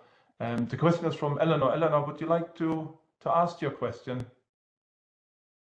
Yeah, okay, thank you. So I was just wondering, since the new sanitary and phytosanitary agreement that's been drawn up between the UK and the EU to reduce the trade barriers and to facilitate the smoother transport of plants, potatoes, soft fruit between the EU and the UK, how this was going to influence England's sort of deployment of gene editing. You know, if we're pushing ahead with gene editing and the EU is not aligned, how is that going to be impacted?